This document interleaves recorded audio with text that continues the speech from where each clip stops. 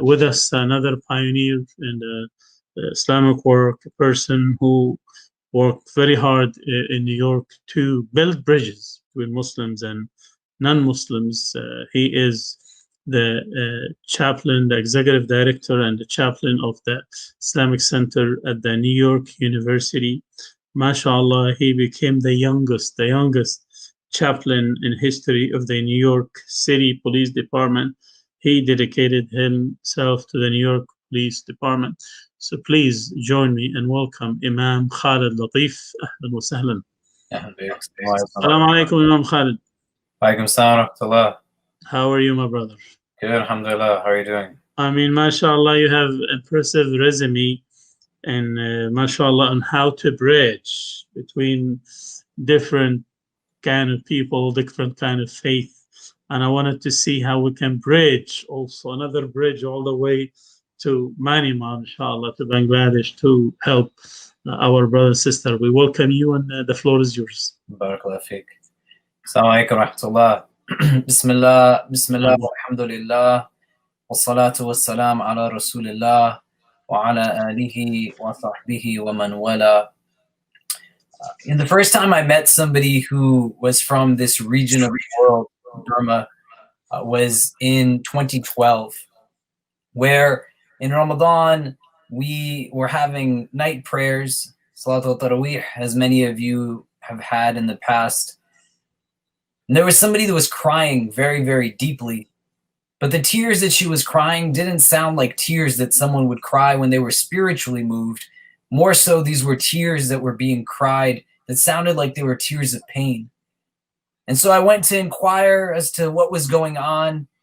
And she said to me that in her village, back home in Burma, that there had been at one time 14 people who had memorized the Quran in its entirety. And she said when the Buddhist armies, the Rakhine army, they came and they set fire to her village, they burned alive 12 of the Hufaz. She said the 2 who are still alive, they don't read Quran out loud anymore. And I'm crying these tears because this is the first time in so long that I've heard our book be recited like this. And that was in 2012. And for me in 2012, I can say quite embarrassingly that I had no idea what was going on in Myanmar at that time. I tried to do some cursory research and I found one article written by Nicholas Kristof for the New York Times that called what was transpiring in Myanmar akin to modern-day concentration camps. There were some efforts happening here and there, but not really too much awareness. You fast forward now to a time where we are 8 years removed, and the violence has seen a lot of different turns, but the impact on our sisters and brothers, the Rohingya from Myanmar, has been immense.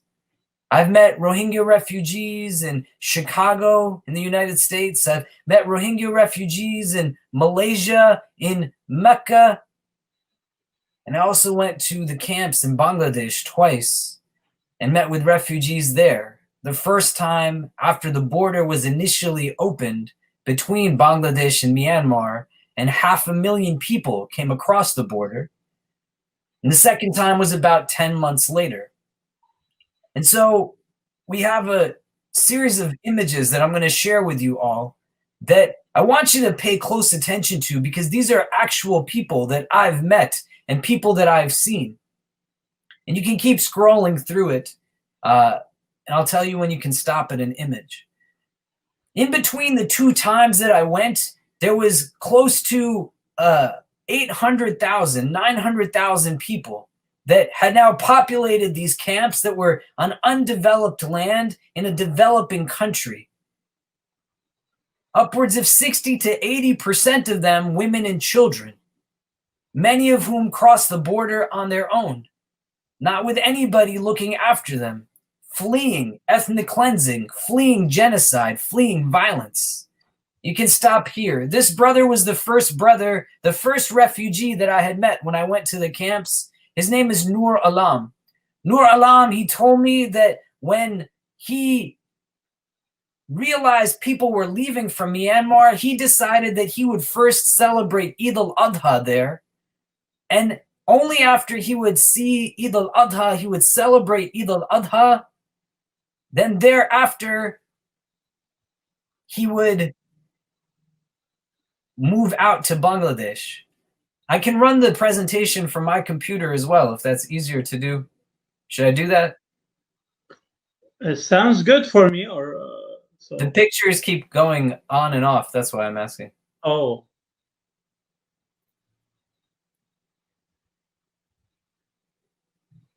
They're fine now. If we want to just so this brother Nur Alam, he was telling me that he was going to celebrate Eid al-Adha and then leave from Myanmar to go to Bangladesh. And he said on the day of Eid al-Adha, the Rakhine army came to his house, burned it to the ground, slaughtered all of his cattle, killed his brother, a man by the name of Muhammad Ali, right in front of his eyes, along with other family members. And then he and his remaining grandchildren who were standing behind him, they walked on foot for 3 days from Myanmar to Bangladesh. And when I asked him, what is it that you're looking for? He said, I'm just looking for a safe place for my family to stay away from the violence. We can keep going through the pictures. You can see that these are young people. You can keep scrolling through. I'll tell you when to stop. These are young people who have a life of their own. We can stop here. Here you can see what a setup like what an organization like BASMAH does, where you have infrastructure that's built.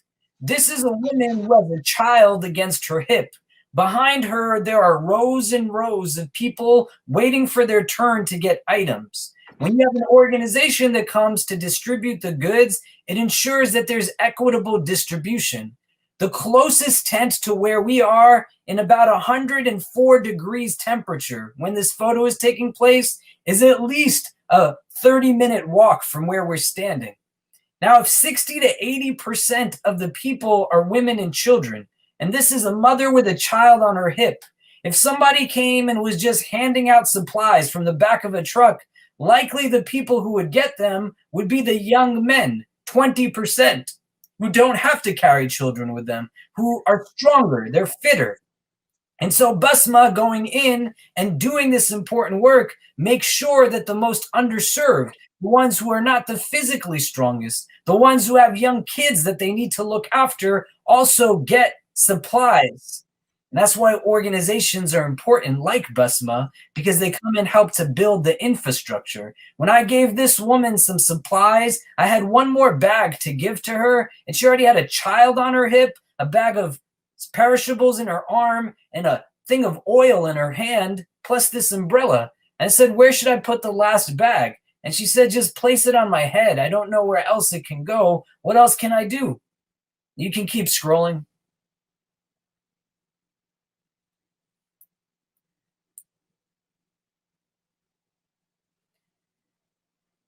And keep going. We see the tents that are there. This all are back to back. And many of the people who are there are trying to, you can stop here, trying to get acclimated and adjusted. This was a young girl who we met when I went on my first trip. There was about 12 relief agencies. If you can stay on that photo, the first one before that, please. No, go back up. Another, go back up again. Yeah, right there. Thank you. This young girl, she was near us when we were filming at a cliff that oversaw a valley where there was thousands of these tents set up for refugees.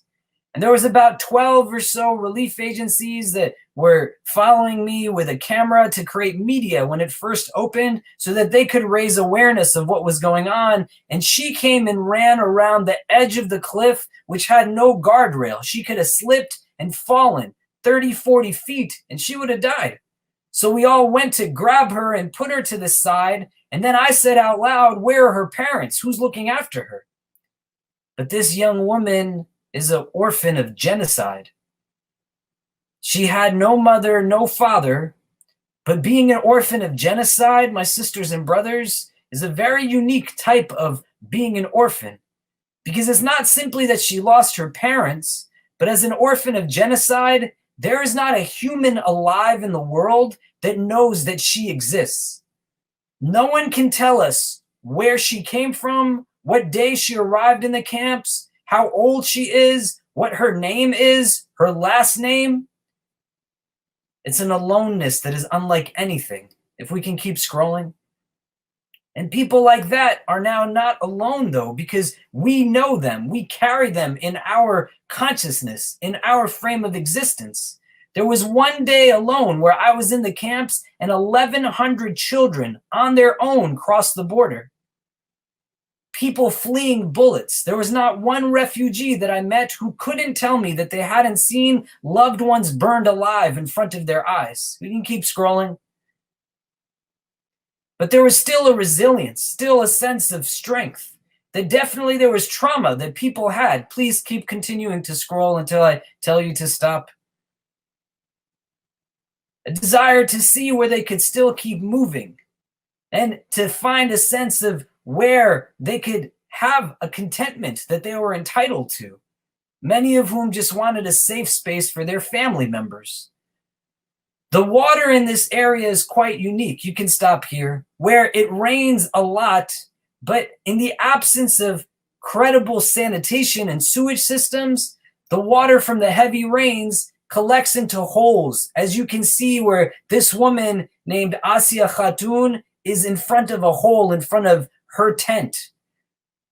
And when the rain falls, the water washes everything into these holes. Animals will bathe in it, garbage falls into it, the sewage from latrines that are overused and overwhelmed will also mix in it. This woman, Asia Khatun, is about 8 months pregnant when this photo is taken.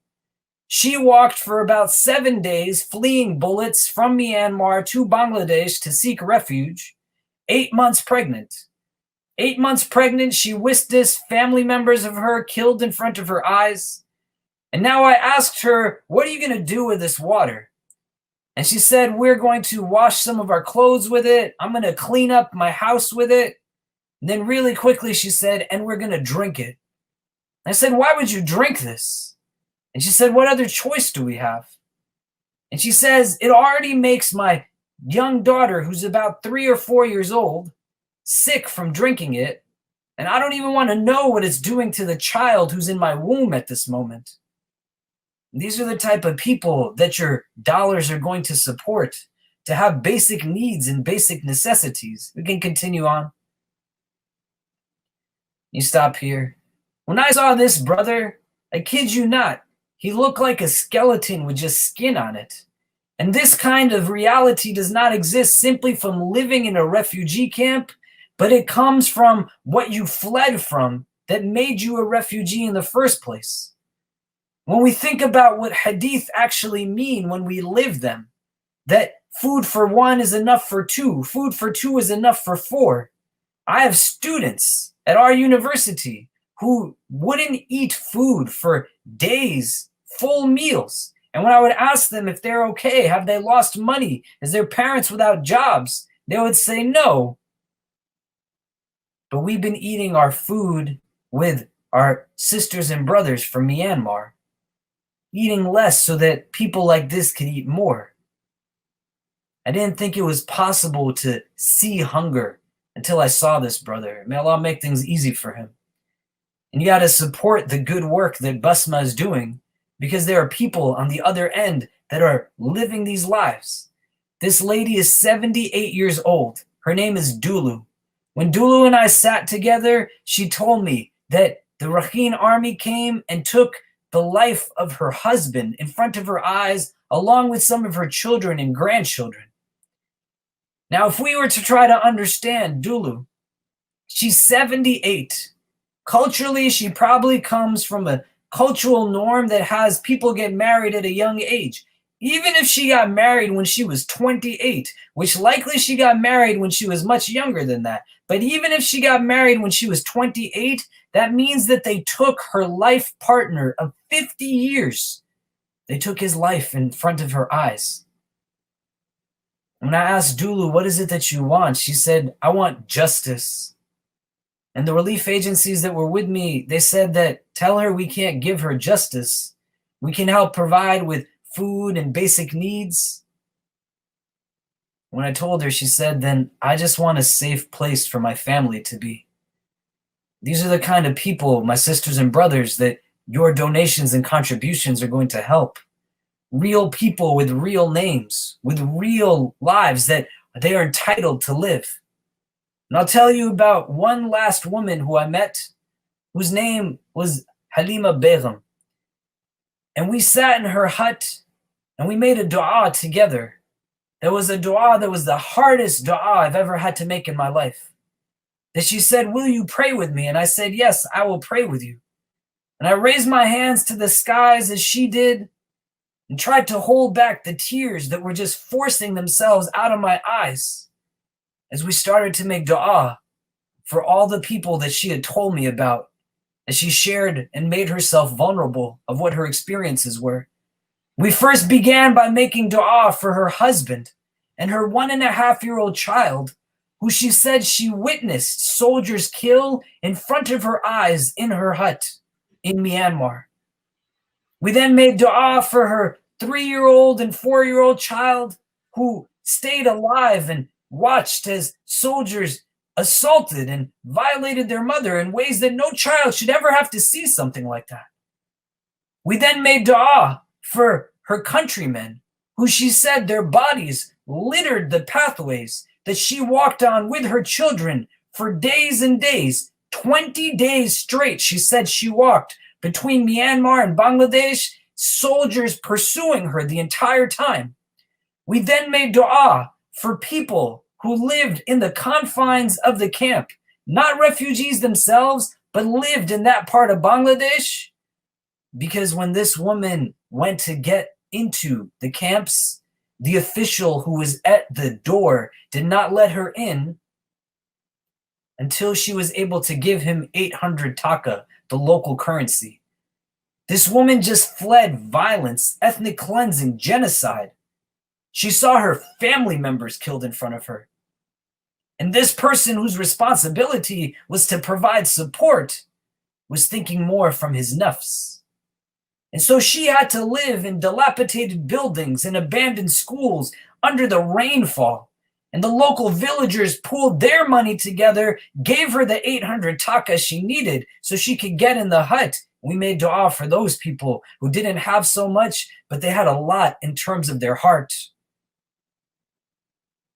And then we made a special dua for each one of you, that with a deep sense of love in her eyes emanating, she told me to promise that whenever I would tell her story and I would ever talk about her people, to also let every volunteer, organizer, coordinator, donor, anyone who took time to listen to what their experiences were, to let you all know that she makes dua for you every single day, for not forgetting her, for not forgetting her people, and that she is so grateful that you remember her and all of what they are going through, our sisters and brothers from Myanmar.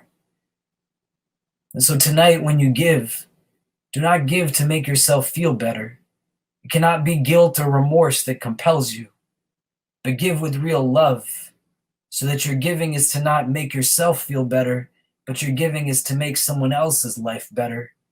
And understand that when you help someone, it does not mean that they are helpless, but we are in a space where we have opportunity to be a means through which Allah feeds his creation, clothes his creation, gives shelter to his creation, gives strength to his creation, gives hope to his creation, gives love to his creation. What greater maqam would you want to have for yourself? The du'as of these people are not du'as that you want your book to be without. So dig deep and give. If you have one of these, make sure after you have donated, you send the donate link to everybody in your phone.